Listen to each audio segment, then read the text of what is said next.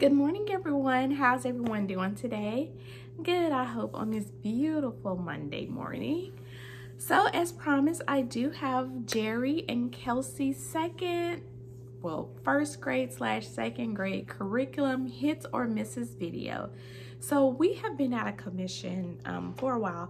My mother-in-law passed, and we've been in Chicago getting ready for the funeral, making arrangements, and we literally just got back Saturday. So things are a little out of sorts right now, but just with everything else, we just gotta lean with it, y'all, and rock with it, and just go with the flow and just do our thing. This week, I thought that we were just gonna jump back into the swing of things, but you know, it just didn't really happen that way. Sunday, I just didn't feel comfortable going to church.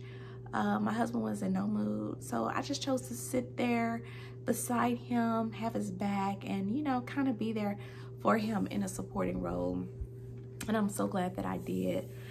We did end up going to Dick's to get my boys' baseball gloves. You know, they started literally before we went to Chicago. So they missed a couple of practices, but that is a-okay because their daddy's here and he's gonna help get them up to speed. So getting their baseball gloves and things like that and other little accessories that they need, that really helped take my husband's mind off of, you know, this loss that he suffered. Didn't take the pain away, but you know, it kind of distracted from the loss. So we're gonna enjoy my husband a little bit more. He has more time in port now because, you know, he's in the Navy. So we could just spend a little bit more time with him before he has to go back out to sea. So let's just go ahead and get in it. So Jerry and Kelsey, they too, just as Elijah, they're kind of in this little nebulous spot. Some first grade stuff they're working on, or finishing up, I should say, and then there's some second grade things that they're working on as well. So let me just get to a group subject that I didn't get to with Elijah, and that is Bible. Again, BJU with their binding. I love BJU, but this binding, y'all, they gotta they gotta get it together. Anyway, but I wouldn't change anything else other than that. So we're still working on Bible Truths 1. We are actually in lesson 100. Tomorrow we're gonna start lesson 109. I think Bible Truths is really, really good. They have some actual Bible stories, and then they sprinkle in the teacher's edition, which I have right here on my teacher's bookshelf. So basically what you're gonna get, let me just go with, let's talk about the wall comes down with the Jericho. This is what you're gonna get. This is your actual lesson. Then there's a brief Bible account. Kind of like a Q&A. You're gonna go with scripture. And then you can read here, or you can read it straight from your Bible. Sometimes I read this, sometimes I read straight from the Bible. And then Q&A if the kids make sure they understand. And then they're gonna go to their workbook, which would be this page. They're gonna do that. We all do that together. And then like the following lesson, lesson 89, Dad Shows Me Mercy. It's like an actual, a biblical application that you can put into real life scenarios for children, you know, to help them gain a greater understanding. They have tests that come with this, but for Bible, I just don't think that's necessary. So we don't do the test, but it comes with things in the teacher's toolkit, which is a CD in the back of the book that you can print out and like show visuals of maps, show visuals of like what some of the Bible characters look like. There's some bookmarks that you can like print out and laminate for the kids, you know, things like that. I just ordered Bible Truths 2, which has even more Bible stories. Now it is gonna touch on a different perspective of the creation story, a different perspective of Abraham. If it's the same story that was in Bible Truth 1, all they do in Bible Truth 2 is just give a different perspective, but it's not that many. But now we're going into like Samson, Daniel and the lion's den, you know, things like that. They did have like a little packet that was like $80, but I didn't purchase that. I was like, I'll just keep printing this stuff out. I have my Epson Eco Tank, so I think we're pretty good on, you know, printing. So I don't know, who's to say, maybe I'll treat myself. But as far as now, I didn't get that. So that's Bible. And then we have Adventures in the Physical World, which all of my kids enjoy this very much so. Lots of experiments. Now we're talking about potential and kinetic energy, friction and force, pulleys, gears, levers, chemical energy, which I think all kids love chemical energy, big explosions and stuff. Thermal, electrical energy, the solar system, clouds, water cycle, geology, earthquakes, mountains, volcanoes, rocks, igneous, sedimentary, metamorphic, fossils. Y'all, this thing is deep. So basically, this is from Master Books, The Adventures in the Physical World. It teaches science from the perspective of creation. In the first book, this is the second level. The first level was Adventures in Creation. So you talk about science from the perspective of each 7th day of creation. Well, it will be 6 days because the 7th day we rested. But like, okay, let there be light. And then you talk about light sources. And what about day 3 and 4? What was that? The sun, moon, and stars, I believe. Oh my goodness, y'all. And I'm a Sunday school teacher. But then that would be the lesson that you would do on the solar system and the moon phases and things like that. So really in depth. My kids enjoy it, even Elijah. So that's Bible. All right, reading and phonics. They're still in book 1, heading into book 2 of this. We're doing phonics and reading really, really slow. I don't mind that. There is a reader that comes attached to it. Little stories that focus on whatever the phonics lesson is. So let's just say,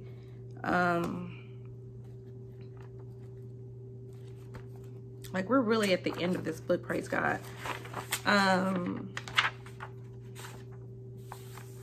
was a test. I don't really want to show you that. Let's just say lesson 68, vowel pairs. I-N-E. Okay, so you'll do a few exercises here. The lessons are really short compared to kindergarten. Those lessons were extremely long. It was like 9 things, and here it is so much shorter, and that's your lesson. That's it.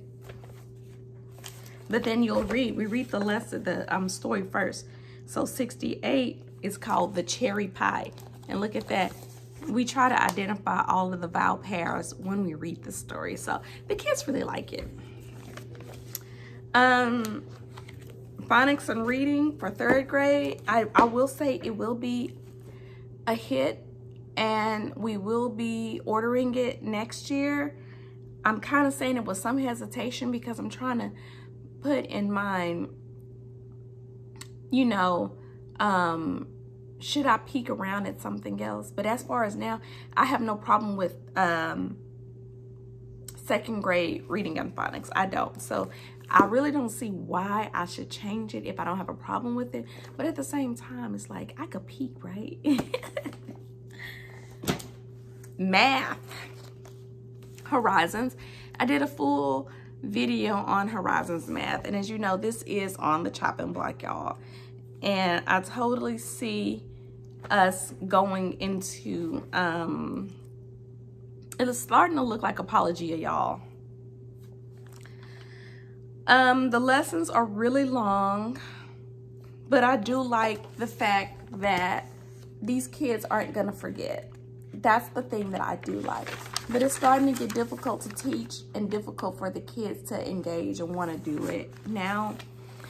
So y'all, it's really, really starting to look like we may be moving on to Apologia once we're done with this. This is book 1. It comes in 2 books, 160 lessons. But yeah, I think it might be time to move on for sure for Math and Horizons. Horizons is good. I would say the first 2, maybe 3 levels. And I've heard other homeschool moms say this. And when my kids were in 1st grade Math and 2nd grade Math, I was like, oh no, I would never leave Horizons Math. This thing is just too good. Now I see what the lady means. Not only are the kids like it's so much, but you know, after a while you don't really enjoy teaching it either. So I think it's time to move on. And the curriculum that I'm looking at really, really closely, it has to be Apologia so far. I still have another month or so, then I'll decide. Reason for handwriting, definitely a hit. We're going to keep going with this. I love the scriptures and it's real simple. Just do one day, one of these a day. Day 1, day 2. That's all you do. I'm gonna keep doing this. I didn't like Horizon's handwriting that much, so. Miss Kelsey is completely done with her first grade reading, spelling. Now she's moved on to her second grade spelling. The word lists are getting longer, but she likes that. She feels like that's a challenge. And yeah, so right now we are good to go. There are 5 activities. You have your word list, activity 1, 2, 3, 4. Now this is all one page, so you'll give them this one day. Spelling is something in my house we have to keep going every day. And then this would be another day, a fun little crossword puzzle. And then this is another day. By now they should really have a good handle on these words. And then this is the last one. Now in the teacher's book, there is one additional activity for each word list. I don't really like that too much. I figure like just one activity. Whereas Elijah's in BJU spelling, and the reason why he's in BJU spelling is because they don't have anything after 3rd grade for spelling. And he's done with his 3rd grade, so he's in 4th grade. And they have a ton of additional resources for spelling, so. But for now, this is still a hit. But I think this will be her last year because like I said, my kids need so much practice in spelling that, I mean, I do print off additional resources, but for me, I feel like if I purchase a curriculum, I shouldn't have to keep buying additional resources. You know what I mean? But for now, it's good. And we have health from Horizons. I really do enjoy it. I enjoy teaching it, and the kids enjoy doing the activities as well. Lots of social and emotional learning in here. Parts of the ear, keeping yourself safe, telling people no. I like that, setting these kids up with boundaries early in life. You know, lots of body parts and things that I say, taking care of your teeth, smoking, your lungs, you know, eating healthy. Very important, y'all. Very important. So Horizons 2, definitely a hit. Love it, love it, love it. And then wordly wise, my kids actually do like it, but listen, we do this once, we don't do it just once a week. It's a lot of work, especially for little kids like mine. Well, I don't want to call them little kids, but I'm going to show you exactly what we do for this, wordly wise. Okay, so lesson 1. The first day, like, you know, we start our week off on a Tuesday. So what we'll do is we'll go through all of the vocabulary words, every single definition, the parts of speech, and we'll read all of that. That's what we'll do Tuesday. Wednesday, we'll start with this 1A. We'll start doing that the next day, Tuesday.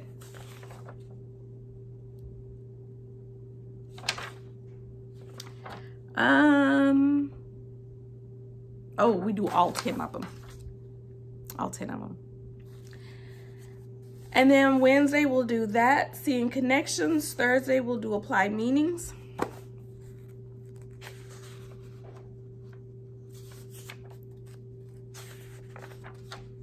And then Friday, we'll read the story. And we'll probably answer 4 questions. And then that following Monday, when we don't have school, we'll finish it up. Because it can be a lot. So we just kind of go as much as we can or as little as we can. Sometimes I can get away with us doing these 2 together, you know.